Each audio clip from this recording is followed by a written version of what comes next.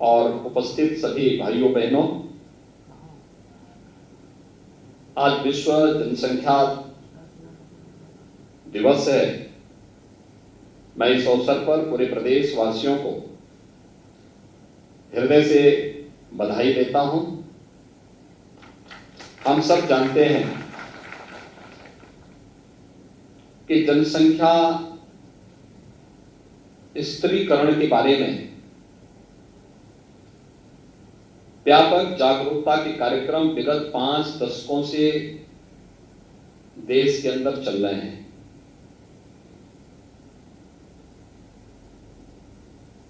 एक निश्चित पैमाने पर जनसंख्या इस समाज की उपलब्धि भी है, लेकिन ये उपलब्धि तभी है जब समाज स्वस्थ और आरोग्यता की स्थिति को अपनी जागरूकता के माध्यम से प्राप्त कर सके। स्किल मैन पावर अगर हमारे पास है तो समाज के लिए एक उपलब्धि होती है, लेकिन जहां पर बीमारी हो, अव्यवस्था हो, पर्याप्त संसाधनों का अभाव हो, वहां पर जनसंख्या विस्फोट अपने आप में एक चुनौती भी होती है। 100 करोड़ जनसंख्या होने में दुनिया को, मानव सृष्टि को लाखों वर्ष लगे होंगे, लेकिन 100 करोड़ से 500 करोड़ होने में मात्र 183-185 वर्ष के अंदर ही इतनी लक्ष्य प्राप्त कर लिया गया। और अभी 500 करोड़ से 800 करोड़ के लक्ष्य को प्राप्त करने में उससे भी कम समय लगा है। यानी इस वर्ष के अंत तक इस संभावना है कि दुनिया की आबादी 800 करोड़ यानी 8 अरब के आंकड़े को छू देगी। भारत 135 से 140 करोड़ की आबादी का देश बन रहा है। दुनिया के अंदर सबसे बड़ा जनसंख्या की दृष्टि से दूसरे नंबर पर है। और जनसंख्या की जो स्पीड है, यह आने वाले कुछ ही दशकों में दुनिया की सबसे बड़ी आबादी का देश हो जाएगा। उत्तर प्रदेश देश के अंदर आबादी की दृष्टि से सबसे बड़ा प्रदेश है। 24 करोड़ से अधिक की आबादी वर्तमान में है और अगले कुछ ही वर्षों के अंदर ये 25 करोड़ के आंकड़े को भी पार कर जाएगी। जनसंख्या अगर हमारे पास है और उसके पास पर्याप्त संसाधन है, स्टेट के पास या देश के पास पर्याप्त संसाधन है,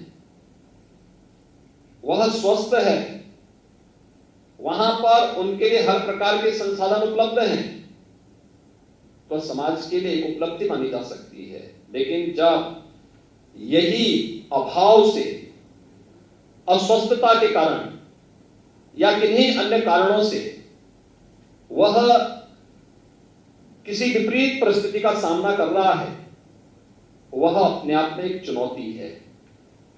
और उस चुनौती को ध्यान में रखने के लिए ही यह विश्व जनसंख्या दिवस पूरी दुनिया की मानवता को बचाने के लिए, यह संयुक्त राष्ट्र संघ ने दुनिया के अंदर जो अनेक दिवस दिए हैं, उनमें से विश्व जनसंख्या दिवस 11 जुलाई, यह जनसंख्या नियंत्रण के बारे में, इसके स्त्रीकरण के बारे में व्यापक जागरूकता के अभियान के साथ जोड़ने का कार्यक्रम है।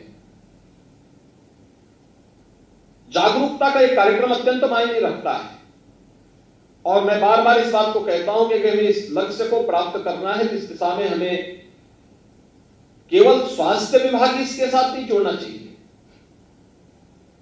बल्कि इससे संबंधित सभी विभागों को इसके साथ जोड़ा जाना चाहिए। हर तबके के लोगों को जोड़ा जाना चाहिए। आखिर ग्रामीण विकास और पंचायती राज, नगर विकास इससे दूर क्यों? शिक्षा विभाग इससे दूर क्यों है? अन्य उन विभागों को जिनकी बड़ी भूमिका हो सकती है, क्योंकि जब हम परिवार नियोजन की बात और जनसंख्या स्थिरीकरण की बात करते हैं तो हमें इस बात को ध्यान में रखना होगा कि जनसंख्या नियंत्रण का कार्यक्रम सफलतापूर्वक आगे बढ़े, लेकिन जनसांख्यिकी असंतुलन की स्थिति भी न पैदा होने पाए। ऐसा नहीं कि किसी वर्ग की आबादी बढ़ने की स्पीड, उनका प्रतिशत ज्यादा हो और कुछ जो मूल निवासी हो उन लोगों की आबादी के स्थिरीकरण में हम लोग जागरूकता के माध्यम से, इन्फोर्समेंट के माध्यम से उसको नियंत्रित करके जनसंख्या संतुलन की स्थिति पैदा करें। और यह एक चिंता का विषय है हर एक उस देश के लिए जहां पे जनसंख्या संतुलन की स्थिति पैदा होती है, जनसांख्यिकीय संतुलन की स्थिति पैदा होती है, रिलीजियस डेमोक्रेसी पर इसका विपरीत असर पड़ता है। फिर वहां पर एक समय के बाद अव्यवस्था और अराजकता जन्म लेने लगती है। और इसलिए जब हम लोग जनसंख्या स्थिरीकरण की बात करें तो समान रूप से समाज में प्रत्येक जाति, मत, मजहब, क्षेत्र, भाषा, इन सबसे ऊपर उठ करके समान रूप से जागरूकता के व्यापक कार्यक्रम को इसके साथ जोड़े जाने की आवश्यकता है। इसमें बड़ी भूमिका का निर्वहन कर सकती हैं आशा बहनें, आंगनवाड़ी की कार्यकर्तियां, ग्राम प्रधान, क्षेत्र पंचायत समिति, जिला जो त्रिस्तरीय पंचायत से जुड़े हुए प्रतिनिधिगण, बेसिक शिक्षा, माध्यमिक शिक्षा और उच्च शिक्षा से जुड़े हुए शिक्षकगण इस जागरूकता के कार्यक्रम को स्वास्थ्य विभाग के साथ मिलकर के और बेहतरीन तरीके से आगे बढ़ा सकते हैं। और इस दिशा में एक सामूहिक प्रयास होना चाहिए। अंतर विभागीय समन्वय के माध्यम से इस कार्यक्रम को आगे बढ़ाने का कार्यक्रम, यहां पर हम लोगों ने 5 जोड़ों को सगुन किट तो उपलब्ध करवाए, लेकिन सगुन किट में भी तय करा था कि उसमें भी हमें प्रयास करना चाहिए कि हर एक जाति, मत और मजहब से जुड़े हुए लोगों का इसके साथ जोड़ा जाना चाहिए।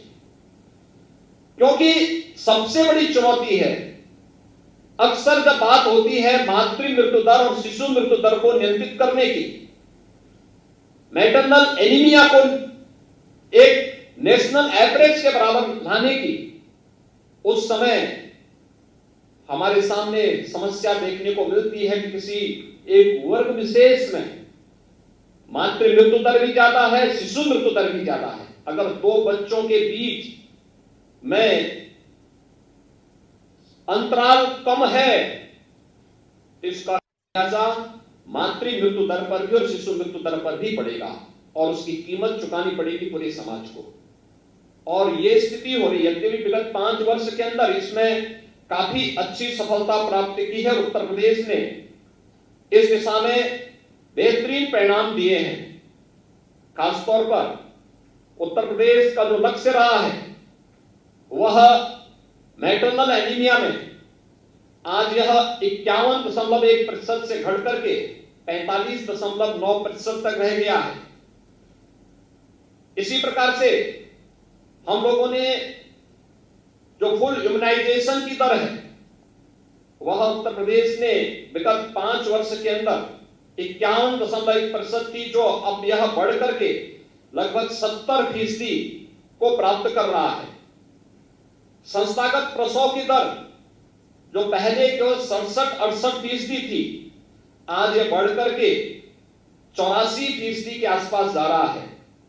और यही नहीं बल्कि मातृ मृत्यु दर में भी और शिशु मृत्यु दर में भी उत्तर प्रदेश ने अपने रिकॉर्ड को पहले की तुलना में ठीक करने का प्रयास किया, अच्छा किया है। लेकिन इसमें और बेहतर करने की आवश्यकता और जिससे जनसंख्या स्थिरीकरण एक बड़ी भूमिका का निर्वहन कर सकता है। और इसमें स्वास्थ्य विभाग के साथ साथ हमें उन सभी संबंधित विभागों को जोड़ करके इन कार्यक्रमों को आगे बढ़ाना होगा। इसमें जागरूकता अत्यंत महत्वपूर्ण है और उस जागरूकता के साथ साथ अंतर विभागीय समन्वय इस लक्ष्य को प्राप्त करने में एक बड़ी भूमिका का निर्वहन कर सकता है। हम लोगों ने प्रदेश के अंदर अंतर विभागीय समन्वय की उस ताकत को पहचाना है जिसमें उत्तर प्रदेश ने, स्वास्थ्य विभाग नोडल विभाग था, हमने मस्तिष्क ज्वर को से होने वाली मौतों को 95% नियंत्रित करने में सफलता प्राप्त की। सबसे बड़ी आबादी का राज्य होने के बावजूद उत्तर प्रदेश ने कोरोना प्रबंधन का बेहतरीन उदाहरण भी प्रस्तुत किया और लगातार इस दिशा में प्रयास होते हैं। अभी 1 जुलाई से संचारी रोग नियंत्रण के कार्यक्रम बेहतर तरीके से आगे बढ़े। वर्ष में 3 बार अप्रैल, जुलाई और अक्टूबर में हम संचारी रोग नियंत्रण के अभियान चलाते हैं। इसमें केवल एक विभाग नहीं रहता है, सभी विभाग मिलकर के इस कार्यक्रम के साथ जुड़ते हैं। अलग अलग यानी अतिरिक्त बजट का प्रावधान किए बगैर अपने निर्धारित विभागीय बजट के माध्यम से सभी विभाग जब सामूहिक रूप से प्रयास करते हैं तो उसके बेहतरीन परिणाम सामने आते हैं।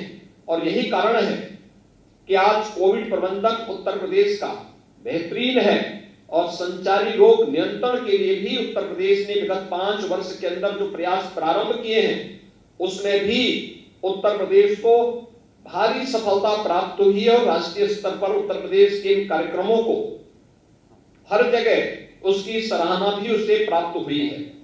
आज के इस अवसर पर जब हम लोग एक नए अभियान के साथ जुड़ रहे हैं, जनसंख्या स्त्रीकरण की दिशा में इस बेहतरीन प्रयास को हमें जन सहभागिता के माध्यम से, समाज के जागरूक नागरिकों के माध्यम से, धर्मगुरुओं के माध्यम से, अंतर विभागीय समन्वय के माध्यम से आगे बढ़ाने की आवश्यकता है। हमें पूरा विश्वास है कि जो भी लक्ष्य उत्तर प्रदेश के सामने हो, हम एक टीम भावना के साथ उन लक्ष्यों को प्राप्त करने की दिशा में जन जागरूकता के इस अभियान के माध्यम से जनसंख्या स्त्रीकरण के लक्ष्य को प्राप्त करने में सफलता प्राप्त करेंगे। मैं एक बार फिर से स्वास्थ्य विभाग के द्वारा आज विश्व जनसंख्या दिवस के अवसर पर आयोजित इस पूरे कार्यक्रम के प्रति अपनी शुभकामनाएं देता हूं और विश्वास व्यक्त करता हूं कि जागरूकता के माध्यम से हम जनसंख्या स्त्रीकरण के लक्ष्य को प्राप्त करने में सफल होंगे। पूरे अभियान के प्रति मेरी शुभकामनाएं। धन्यवाद। जय हिंद।